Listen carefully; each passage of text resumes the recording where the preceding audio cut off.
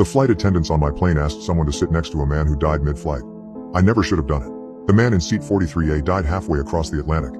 I was sitting near the front of the plane, just behind first class, and couldn't really see the commotion. But I could hear someone gasping and retching, loud at first, then quieter and quieter. A flight attendant got on the PA and asked for any medical professionals among the passengers to help. I guess there were none. After a few minutes, the man's sounds deteriorated into a sort of gurgle, then silence, then it was over. His name was Molyneux, and he was old but not that old, and it was likely a heart attack, aneurysm, drug reaction or God's will, according to conflicting nth-hand reports that filtered down the plane from row 43, where a flight attendant simply buckled the newly deceased back into his window seat and covered his face with a complimentary airline blanket. The pilot got on the intercom and told us the plane would be turning back to New York due to a tragic medical situation involving one of our passengers. Folks, we're looking for a volunteer willing to sit next to the deceased while we return to our originating airport, the pilot continued. This flight is entirely full, and the person sitting there now isn't feeling comfortable. It's an aisle seat, and it will only be a few hours before we're back over land. I'm not sure why I volunteered, probably some combination of exhaustion, altruism and morbid curiosity. My vacation plans were shot anyway, I figured, so why not take the most interesting seat on the plane? The flight attendant thanked me profusely, as did a queasy-looking teenager who took my original seat. I picked up my handbag and shuffled down the aisle to the very last row of the plane. My only prior experience with corpses was an open casket funeral for my grandmother when I was a kid, but the idea of death had never particularly bothered me. It's natural after all. That said, I admit that I second-guessed my decision as soon as I saw my new seatmate.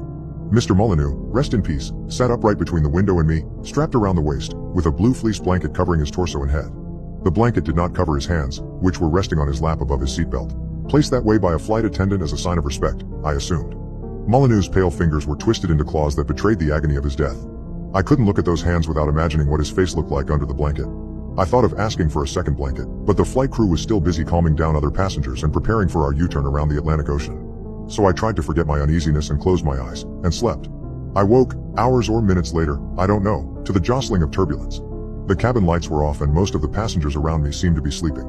I looked out the window, trying not to look at Molyneux as I did so, and saw only the uniform blackness of the night. I imagined the ocean miles below us, lightless and cold. The thought unsettled me and I reached across Molyneux to close the window shade. Then I stopped myself. Hadn't the shade been closed when I sat down? I realized there was something else off about the scene. Molyneux's posture had somehow changed while I slept. It took me a few seconds to pinpoint it. His gnarled hands remained on his lap, he was still belted at the waist, and the blanket still shrouded his upper body. But the fabric looked somehow twisted now, as if he had been fidgeting. Very slowly, knowing it was insane even as I knew I couldn't stop myself, I lifted a corner of the blanket. I uncovered his shirt, which the flight crew had unbuttoned while trying to save him. A patch of blue-gray skin sprouting white chest hair peeked out from it. I lifted the blanket higher. His collar was flecked with dried blood. I remembered his terrible gasping. Finally, I pulled the blanket entirely off and stifled a scream. Molyneux's head was turned away from me, exactly as if he had turned to stare out the window. I could see his face reflected in the plexiglass. It was undoubtedly a dead man's face, pale, drawn, lips parted, jaw slack. There was no life in it. Except his eyes. They were moving. I stared at the reflection for half a minute and I'm sure of it. In the center of that death mask, two pupils flicked back and forth, as if tracking something out there in the sky. "What are you doing?" A voice beside me interrupted. I whipped around and saw the woman seated across the aisle staring at me, not so much in fear as disgust.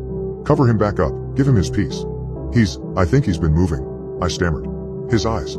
I think he might not actually be." But I couldn't finish the sentence, it was too crazy. Nor did I have to, because at that moment my stomach dropped 10 feet along with everything else in the plane. Coffee cups and purses slammed against the ceiling. A man near the first class section nearly tumbled out of his seat. I heard call lights going off all over the plane as passengers were jolted awake in panic and confusion. "Passengers, please take your seats, buckle in, and secure any loose items," the pilot said over the PA, sounding shaken himself.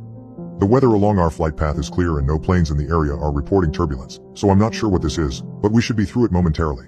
Even as he spoke, the mild background shaking I'd felt since waking up became noticeably more violent. The woman across the aisle began fumbling for her seatbelt, no longer paying any attention to me or Molyneux. I forced myself to look at him again.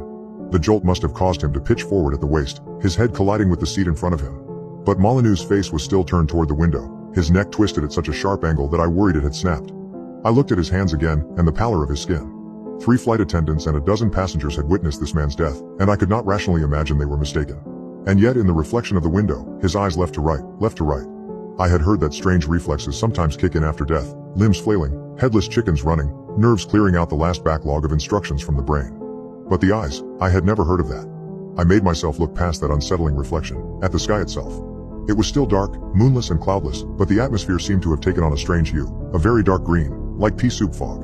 I thought I could see vague shapes swirling around in the murk, though it might have been an optical illusion. I recoiled. I desperately wanted to be anywhere else right then, but the rest of the cabin was approaching a state of pandemonium. Flight attendants were hurrying up and down the aisles, attending to spills and bruises, even as they tripped and staggered. The entire plane was shuddering like a barrel going down the rapids. A series of jolts sent Molyneux's upper body swinging back and forth like an upside-down pendulum. He was thrown backward into his seat, then sideways into me, a horrible feeling I will never forget, and then the opposite way, his face slamming directly into the window, where it came to rest. That was enough for me. I unbuckled, leapt out of my seat and locked myself in the bathroom directly behind me.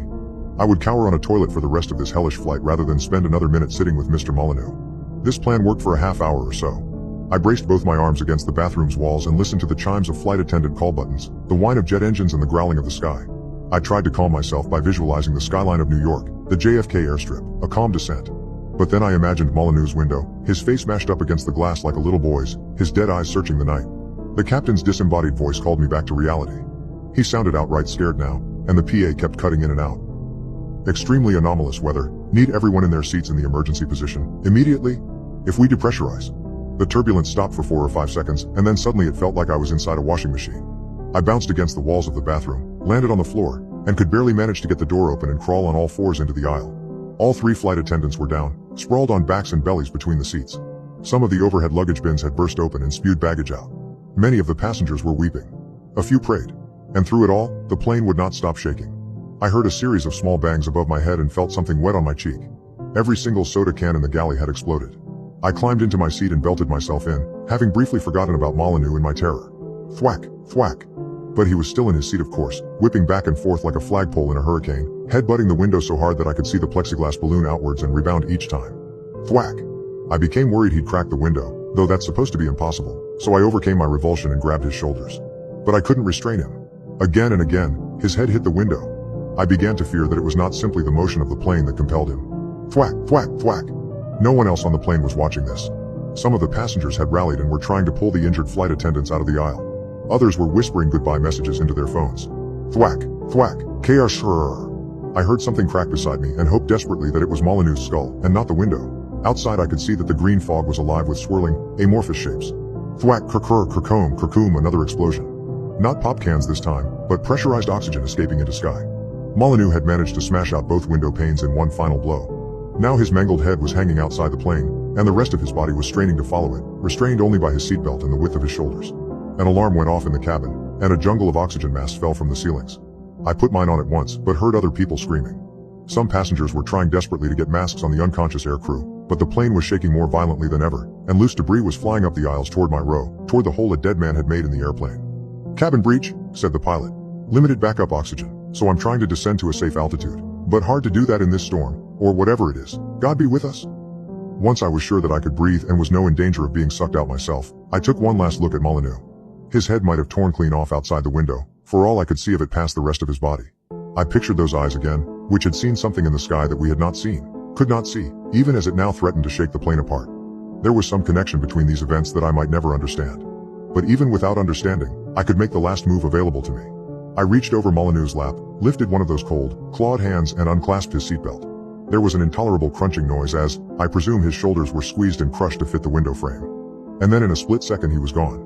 Out the window, into the night, a pale old man falling end over end toward the black ocean.